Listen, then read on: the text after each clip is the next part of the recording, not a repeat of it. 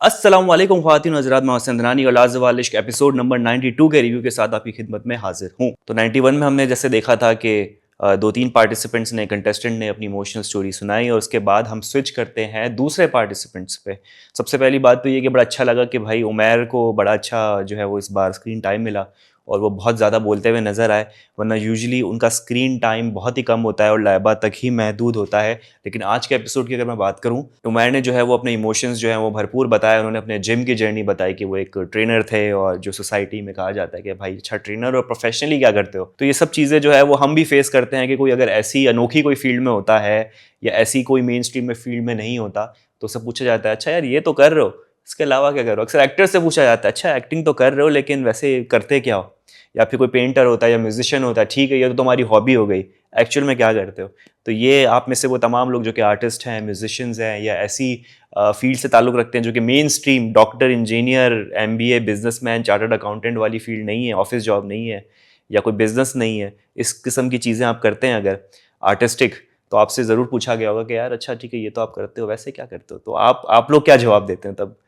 तो आप लोग ने भी फील किया होगा। तो ये उमैर जो है वो बता रहे थे किस तरीके से उनकी जर्नी थी कि इंस्ट्रक्टर से वो फिर जो है वो एक जिम ओनर बन गए हैं और लोग उनके लिए ज़्यादा एसेट्स होते हैं, मायने रखते हैं, ना कि ये कि जो आपने प्रॉपर्टी फिजिकल बनाई हो।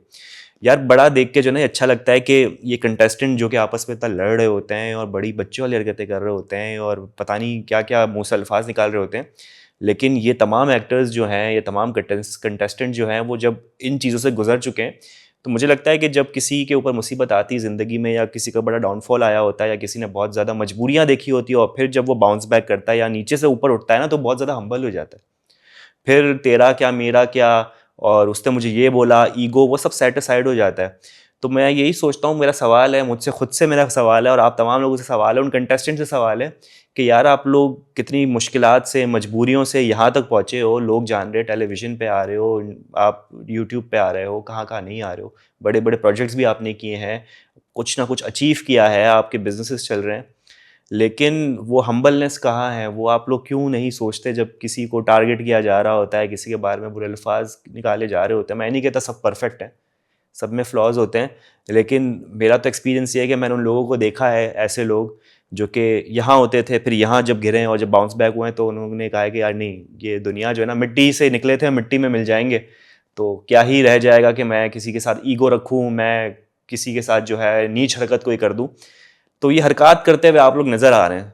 तो ये यकीन नहीं होता कि यार इतना सब कुछ देखने के बावजूद, ज़िंदगी में इतनी परेशानियाँ, हार्डशिप उठाने के बावजूद आपके अंदर जो है वो हम्बलनेस क्यों नहीं आ रही? आप दूसरे को इंसान क्यों नहीं समझ रहे हो? मैं तमाम कंटेस्टेंट की बात नहीं करूँगा, बहुत सारे ऐसे कंटेस्टेंट हैं जो कि इन चीज़ों में नहीं पड़ रहे, लेकिन बाकी कंटेस्टेंट जो कि आप जानते हैं, जो आप लोग डीएम्स कर रहे होते हैं, कमेंट्स कर रहे होते हैं, जिनके पीछे आप लोग लगे हुए हैं, आपको पता है वो कौन लोग हैं, मैं नाम नहीं लूँगा। बहुत सारे लोग, किन-किन का नाम लूँ मैं? तो वो फिर क्यों नज़र नहीं आता? या कभी-कभी ये होता है ना कि चलें ये आपके जितने भी चीज़ें गुज़री हैं, आपके एक्सपीरियंस गुज़रे हैं जो भी, और आप जो हो वो अब अल्हम्दुलिल्लाह एक अच्छी जगह पर हो, तो चेंजेस आ जानी चाहिए। फिर क्यों आप वही लकीर के फ़कीर, बाल की खाल निकालना, किसी को नीचा दिखाना, किसी के साथ जो है वो उसको एक्सप्लॉइट करना, डिग्रेड करना और चालें चलना, ये क्यों है? या मेरे ख़्याल से तो इंसान की फ़ितरत है कि जितना भी जो है वो अल्लाह ताला मेहरबानियाँ कर ले, हम आखिर में शायद उसका शुक्र अदा करना भूल जाते हैं और हम शायद जो है वो फिर उन्हीं चालाकियों में लग जाते हैं। तो हमेशा जो है वो याद रखना चाहिए कि भाई वो जो ज़मीन, पैसा, जायदाद कुछ आपने लेके नहीं जाना है, आपने मिट्टी में मिल जाना है। और किस बात का ईगो, किस बात का मैं, वो जो होता है ना वर्ड मैं, वो किस बात का मैं, किस बात का ईगो। तो अभी जो हरकत चल रही है बाहर शो के, तो उससे लग नहीं रहा है कि यार आप लोग इतनी-इतनी चीज़ों से होके गुज़रे हो और ये मुश्किलात आपने देखी यार, अब तो हम्बल हो जाओ यार, खुदा के वास्ते क्या हरकत है। तबस्सुम ने जो अपनी स्टोरी सुनाई है वो बड़ी ही दिलचस्प स्टोरी थी। फ़ादर के साथ उनका क्या बॉन्ड था और वो क्या उनका एक्सपीरियंस था, क्या समझते थे अपने फ़ादर को, और फिर जब एक प्रैक्टिकल लाइफ में आए तो उनको इम्पोर्टेंस का अंदाज़ा हुआ। हम में से बहुत सारे लोग हैं जिनके अल्हम्दुलिल्लाह जो है पेरेंट्स हयात हैं, कुछ लोगों के पेरेंट्स हयात नहीं है, तो उनसे जाके पूछे कि उनको कितनी कमी जो है वो महसूस होती होगी, उनको कैसा लगता होगा। आयशा उमर ने जैसे बताया कि वो जब बहुत छोटी थी फ़ादर का इंतकाल हो गया। इसी तरीके से जो है वो बहुत सारे ऐसे कंटेस्टेंट भी थे जिनके फ़ादर होते हुए भी वो कह रहे थे कि यार वो बड़े सीधे से हैं, या फिर जो है उन्होंने हमें छोड़ दिया, या फिर जो है वो डाइवोर्स हो गई, सेपरेटेड हैं। तो स्ट्रगल के साथ सब गुज़रे हैं, तो जिस भी हालत में आप लोग हैं वो शुक्र अदा करना चाहिए। तो ये तो यहाँ पर इमोशनल बातें काफ़ी हो गई। जुनैद भाई का भी मैंने देखा काफ़ी रो रो के वो बता रहे थे, जो उन्होंने किस्सा सुनाया कि वो हज पे गए थे और अम्मा एकदम के लिए आंखों से ओझल हुई। तो वो हम भी रियलाइज़ कर सकते हैं कि यार मतलब एकदम से आपका कोई अपना गायब हो जाए और आपको लगे कि आज शिट ख़त्म ज़िंदगी, अब क्या होगा। तो ये मूवमेंट छोटे छोटे हम रिलेट कर सकते हैं। ऐसा कोई भी नहीं होगा कि जो कहेगा नहीं यार मैं तो किसी की बात से रिलेट नहीं कर सकता। आप में से कोई ना चीज़ ऐसी होगी जो आपको दिल पे लगी ज़रूर होगी। तो ये चीज़, ऐसे सेशंस भी कभी कभी ज़रूरी होते हैं। हमेशा फड्डे मस्ती मजाक एक्टिविटीज़ ही नहीं, ये इमोशनल मूवमेंट भी होते हैं जो मेरे ख्याल से आपको फिर हम्बल बनाते हैं, डाउन टू अर्थ करते हैं और इस चीज़ की तरफ आपको माइल करते हैं कि एक्चुअल में आपका ज़िंदगी में इस दुनिया में आने का मकसद क्या है। सब धरा का धरा रह जाएगा, सब मिट्टी में मिल जाएगा। तो किस बात का गुरूर है, किस बात का जो है वो आपके अंदर है कि मैं जो हूँ वो बहुत बड़ी चीज़ हूँ, मेरा ईगो। ये बहुत चीज़ बहुत ज़रूरी है, मुझे लगता है कि ये होना चाहिए था, ताकि थोड़ा सा ये बंदे को कूल डाउन करता है। और जिस तरीके से आपके घर के अंदर माहौल भी चल रहा है, तो सब ने अपनी स्टोरी सुनाई, तो अपनाइयत महसूस होती है। लोग एक दूसरे के पास जाके बैठे थे, दिलासे दे रहे थे, अपनी कहानियाँ सुना रहे थे, तो थोड़ा बॉन्ड इससे जो ना मजबूत होता है, दूरियां कम होती है। तो ये एक बड़ी अच्छी चीज़ हुई। बाकी तूबा और मास की बात करेंगे, भाई इतना अच्छा इमोशनल मूवमेंट हो रहा है, सब आपस में मिल रहे हैं। तूबा नाराज हो गई मास से। अब मैं क्या करूं, मतलब मैं क्या क्या इस पे बात करूं कि ये चीज़ ख़त्म नहीं हो रही ना। मतलब या तो जानबूझ के तूबा चाह रही कि या थोड़ा सा फुटेज मिल जाए, या फिर उसको सच में जो है वो माज 24 आवर अपने साथ चाहिए। जिस तरीके से हमने देखा कि आज लाइबा भी शिकवा कर रही थी कि जैसे ही सीन कट हुआ है तो आप अपने काम में लग गए।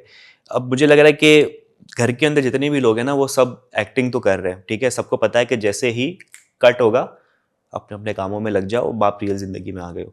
लेकिन जैसे ही फिर कहता है एक्शन, तो फिर आप अपने वही पार्टनर वाले मोड पे आ जाते हो। तो उमैर भी जो है वो अपने रियल लाइफ पे आ गया होगा। अब लाइबा की तरफ से तो ज़ाहिर सी बात है, मुझे लग रहा है बहुत ही ज़्यादा सीरियस है। आफ्टर द शो भी हम चीज़ें देख रहे हैं कि वो बहुत ज़्यादा अटैच्ड है उमैर से, थी। मतलब अब कह नहीं सकते अब अटैच है या नहीं है। दिलों का हाल तो अब वो लाइबा ही बता सकते हो, अल्लाह ताला जानते हैं कि अब भी अटैच है या क्या है, कुछ है दिल के अंदर अभी भी। उमैर की तरफ से तो नहीं है। तो उस वक्त भी जो है वो यही शिकवा है कि लाइबा का कि एक साथ में हम खाना नहीं खा पा रहे, उससे लोगों को बहाना मिल जाएगा।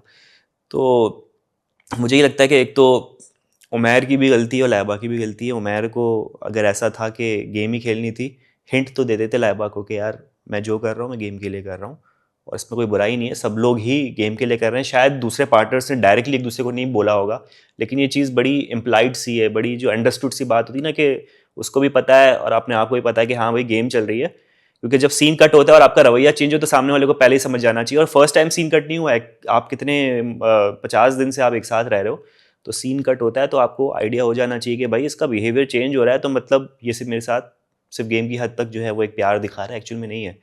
तो लाइबा पता नहीं इतने दिनों से समझ नहीं आई।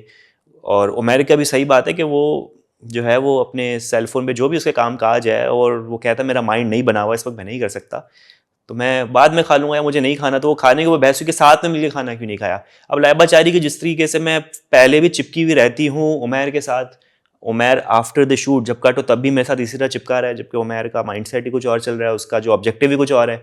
तो ये दोनों की मिसकम्युनिकेशन है। दोनों को इस बात को क्लैरिटी देनी चाहिए थी कि भाई मेरी तरफ से जो है वो सिर्फ एक्टिंग है, और दूसरों को कहना था कि चलो मेरी तरफ से अगर प्यार है तो ठीक है, मैं भी फिर एक्टिंग ही कर लेती हूँ या फिर मैं एंड कर देती हूँ। लाइबा को एंड कर देना चाहिए था। अब ये चीज़ ना जैसे जैसे एंड हो रहा है तो उभर उभर के सामने आ रही है। अब हम देख रहे हैं कि यार वो डायरेक्टली मुंह पे उसको धुतकार रहा है कि भाई नहीं बैठना मुझे तुम्हारे साथ, तुम बच्चों वाली बातें कर रही हो। मतलब गुस्से में ना सच बातें निकल रही होती है, तो जो कह रहा होता है तो आपको लग रहा होता है हाँ यार तो मैंने भी फील किया है। और लाइबा भी एक बड़ा मानना पड़ेगा, उसने टोन अपनी इतनी ज़्यादा हाई नहीं की। वो बहुत ज़्यादा बातें बहुत करती है, चिपक बहुत जाती है, लंबी बहुत करती है। लेकिन मैं ये नोटिस कर रहा था उमैर अपनी टोन बढ़ाया जा रहा था, लाइबा एक नॉर्मल टोन पे रिश्ता बचाने वाली बात कर रही थी वो।